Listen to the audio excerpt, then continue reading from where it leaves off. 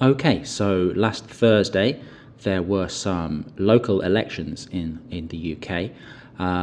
Pretty disastrous for Labour. I'm going to have a look through the results. I'm not going to talk about every single council, just perhaps the ones that kind of stand out, the ones where perhaps you want to know why they went to Reform or why they went to Green. And I'll make some suggestions as to why that might be and what that might mean for the country going forwards. Because I think we always say that elections are important, but I think this one has been particularly clarifying for what kind of future the UK has. So we'll start off with the basics. So 7th of May, 5,000 seats up for election, 136 councils. And as you can see here, it's been a bit of a disaster for the Labour government. So they've lost 1,193 seats and won just over 1,000. So it's always bad for the sitting government, but this is particularly awful. Even the Conservatives have lost 428. So that looks like they've lost more than a third of the seats that were up. You would expect the Conservatives, as technically being the main opposition, to improve, but they haven't. And you can see the Liberal Democrats here. They've increased slightly. So technically, the Liberal Democrats have always been the protest vote. They're kind of quite geographically strong now, the Liberal Democrats, because we can see here Reform have won 1,431 seats, which is an increase of 1,349. So basically from almost nothing.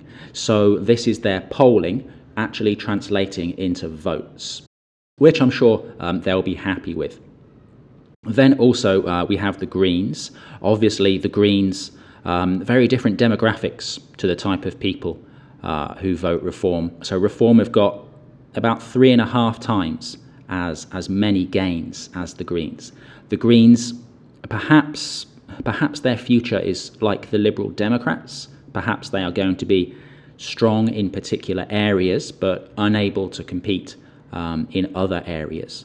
And then others, the various sort of independents, they seem to be falling away. Temporarily, at least, it looks like Reform other people to go with. So that's just the overall number of councillors. We can also see that reflected in council control as well. Labour, after the elections, have control of 28 local councils. They've lost control of 36. The Conservatives, they had a pretty bad general election in 2024. It looks like they haven't found the bottom yet. Again, there's signs that it seems to be geographical support rather than mass support. Slightly up for the Liberal Democrats, so I think that's impressive considering, so only 143 seats up, but 3 more councils under their control. So very perhaps tight and focused campaigns.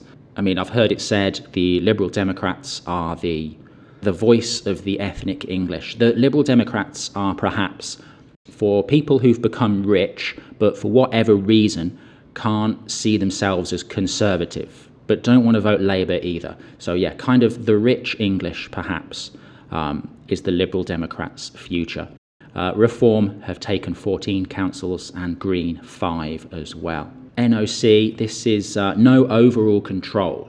So I guess where there'll be a coalition to run the local council, that's plus 22. So after Labour's kind of disaster, the biggest takeaway seems to be division, unfortunately. So I'll have a look at some of the council results. I won't talk about every one, but just ones that kind of stand out.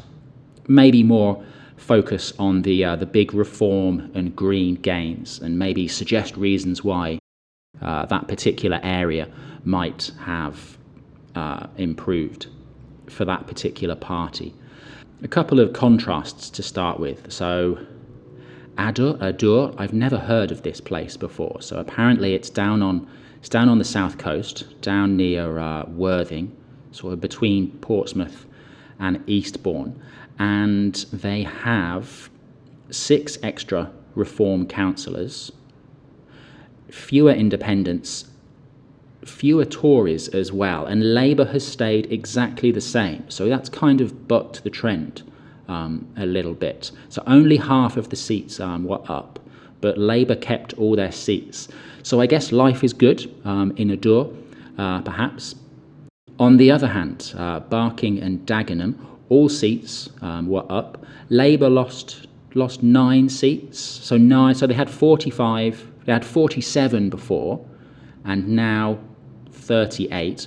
Reform 9 from nothing. So they've taken a small portion of Labour support, but not much. Labour still have a massive sort of majority here. Let's have a look at the census maps.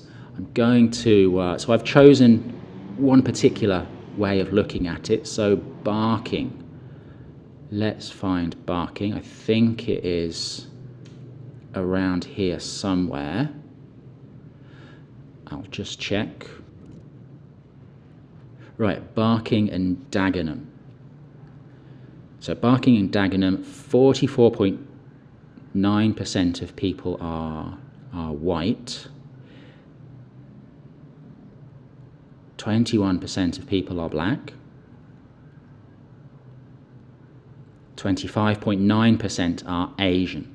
So in Barking, I guess there's people who want to vote Labour still. They're happy with the way the government's going. So that Reform vote, did that come from the white population or the Asians or the blacks? It's not really clear. I'd also like to talk about Barnet as well. So Labour just lost control there, just lost 9 seats, and the Conservatives gained 12. Who's voting for the Conservatives in Barnet? So I think Barnet is in Hertfordshire, but I will just check that. Here we are out north of London. Barnet, 19% Asian. And 57% white. So still a majority white population in Barnet. Perhaps, but why aren't they going to the Greens? Why are they going to the Conservatives instead? Perhaps they're richer, maybe. Perhaps they are. Another one here I'd like to talk about. Barnsley, a Reform gain from Labour.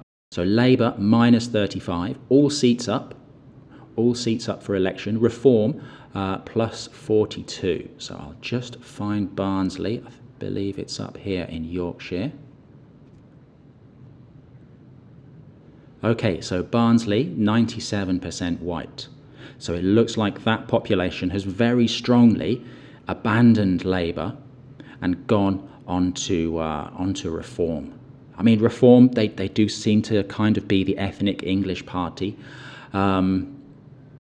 But yeah, I mean, Barnsley and honestly, a lot of places around Barnsley, so Leeds, Manchester, Liverpool, is kind of the red wall. Like they always used to vote Labour, but Labour kind of took them for granted, and now they've abandoned Labour. They're going to Reform instead. So I think, yeah, Barnsley, that's kind of an indication of what the future is going to be. Another possible indication of the future is Bradford as well. So another northern town, lots of Asians living in Bradford, all seats up in Bradford. Labour have lost 29 seats. And the Reform have gained those 29. So it looks like kind of swapsies. Let's have a look at Bradford. 61% of people in Bradford are white. That is surprising. I didn't think there were that many left. How about Asians? 32% of people in Bradford are Asian. Well, I'm surprised that is that low. So perhaps in Bradford, in Barnsley, we saw a very white population jumping to Reform. In in Bradford, the Labour vote has held up, perhaps overall a little bit better, but Reform still strong in there. So perhaps the ethnicity explains the difference between Barnsley and Bradford. I don't know. I'm not sure. A couple of interesting ones. Bromley and Broxburn, both Conservative holds. I think the interesting thing here is there's no Green Party for whatever reason. Maybe the Green Party, maybe the makeup of these areas is such that it wouldn't be worth it, perhaps. Let's have a look at Bromley, which I think is South London. Bromley, 8.3% Asian, 76% white. And South London rather than North London, so perhaps slightly lower on the social economic scale, perhaps slightly less globalist in outlook, perhaps. Broxburn, I've honestly never heard of before, so let's see what might explain Broxburn.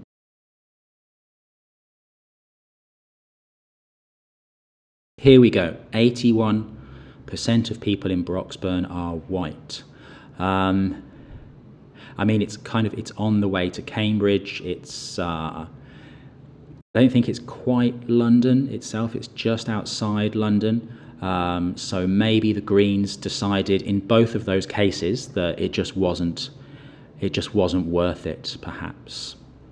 And let's have a quick look at this Reform gain. So Calderdale, Labour minus 18, Conservatives minus 10, Reform plus 31. So I think Calderdale is up north. I think it's in Yorkshire.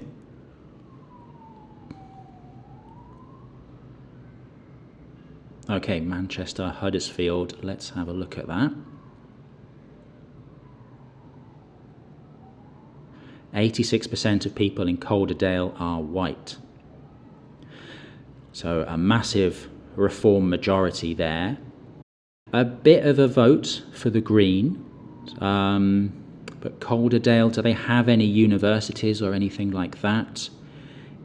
I mean, they've got Halifax. I guess Halifax has got a university.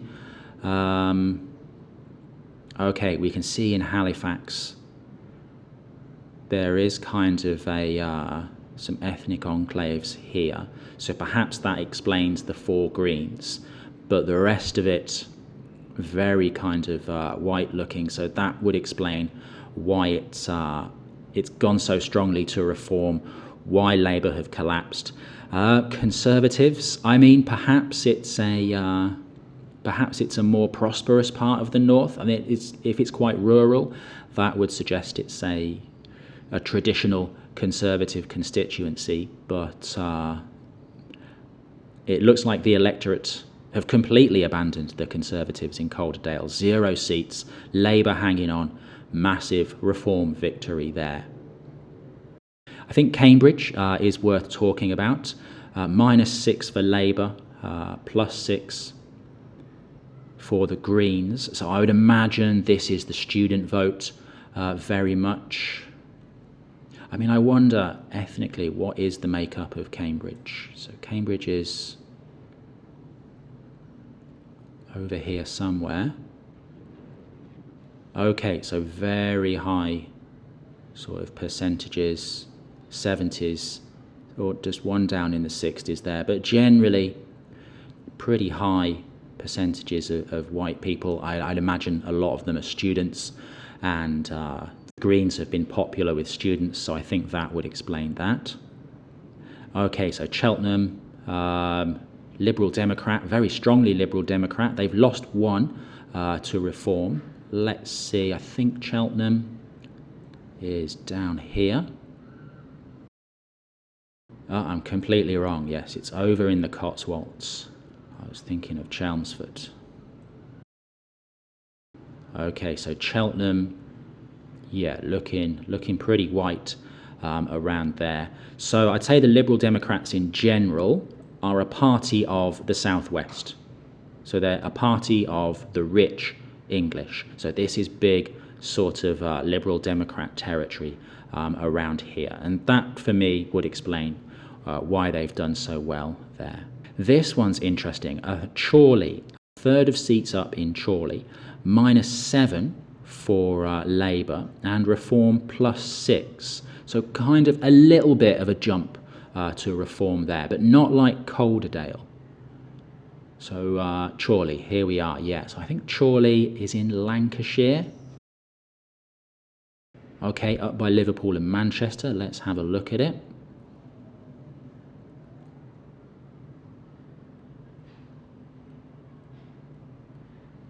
%95 of people in Chorley are white. Maybe Chorley is an area where if you're in Liverpool, if you're in Manchester, if you get rich, maybe you move out to Chorley, perhaps. So maybe people are doing well in Chorley, and they're happy for the government to sort of have their thing. Let's have a look if there's any other big results here. This one's interesting. East Surrey. Liberal Democrat gain from Conservatives. Res A, so some kind of independent thing here. They got 5 seats, they lost 9. Slight improvement for the Greens and Reform, but Conservative to Liberal Democrat seems to be the big jump in East Surrey. Let's see what is defined as East Surrey. Okay, let's try East Surrey Hospital. Right, so we're looking kind of above Crawley, just south of London, kind of around here. So perhaps this is a bit like Broxburn, perhaps. So Broxburn was up here somewhere, and this is the opposite side of the city. So maybe there's local reasons that they're unhappy with the Conservatives, but maybe they're the kind of people who they don't really want to go Green because the Greens have some strange ideas. Maybe they decide that the Liberal Democrats are the people to represent them. But something that big doesn't seem like a national reason. Seems like there might be a local reason why the Liberal Democrats might have done so well there. Again, the Liberal Democrats, they can do extremely well in very targeted areas. Here's a big one, Essex. Reform gain from the Conservatives. Conservatives -37. Reform +52. Reform had 1 councillor before last Thursday. Now they have 53 councillors. So Essex is this bit over here. So a lot of the Cockneys from East London have been pushed out. A lot of the white population of East London has been pushed out by specific housing policies, which has favoured foreigners, and they've moved out to Essex, which historically is maybe where they're from. But these, I guess, they have a specific grievance in the fact that London has changed so much, in that specific policies, as I say, have pushed them out of London and back out into Essex. And I think that perhaps might suggest why Reform has done so well here. Gateshead. So Essex was a Reform gain from the Conservative. Gateshead, a Reform gain from Labour. So Gateshead up in the north, up in Newcastle, up near Newcastle at least. Okay, so it's the south side of the Tyne.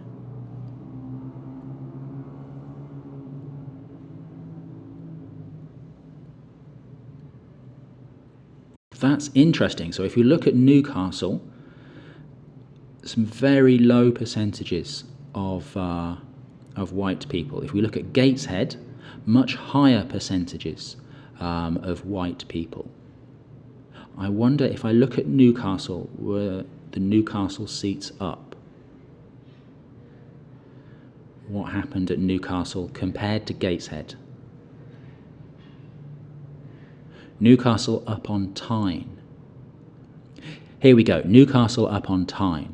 So +3 for the Liberal Democrats, +20 for the Greens, +24 for Reform. So it looks like in Newcastle, the Greens have some popularity. but also Reform plus 24 as well. So we can see in that perhaps these are the green wards, and these are the more Reform wards perhaps, whereas in Gateshead it's more kind of uniformly ethnically English. So Newcastle split roughly in thirds, Liberal Democrat, Green and Reform, whereas let's go back to Gateshead, more ethnically English, massive gains for Reform, massive losses for Labour. That's really interesting. Here's a big Green gain. So Hackney, Greens plus 38, Labour minus 34. So Hackney, East London, let's have a look at it. 53% of people in Hackney are white. I'd imagine a lot of those 53% also have very progressive sort of ideas as well. So like the Liberal Democrats, the Greens looking geographically targeted perhaps. Perhaps they have a limited but strong appeal in certain areas. So in Hackney, Green gained it from Labour. Haringey as well. So Haringey is London. So perhaps, so Hackney is here. Haringey is just north of it. So let's... 57% are white here. And so it looks very much like very similar constituencies there. So Haringey, Labour loses to no overall control, almost a Green majority. So plus 38 Greens here, plus 26 here. Another couple of Conservative holds, Harlow and Harrow. Again, noticeable because there's no Greens here. The Greens just decided not to bother for whatever reason. Islington, that's very interesting. So it looks like even the Conservatives, both the Conservatives and Reform, decided to not bother standing in Islington at all. So Islington, I think that's Jeremy Corbyn's constituency, so kind of famous as a place of snooty metropolitans with luxury beliefs, which would see, Labour and the Greens as the main parties. They're kind of the luxury belief parties at the moment, Labour and Greens.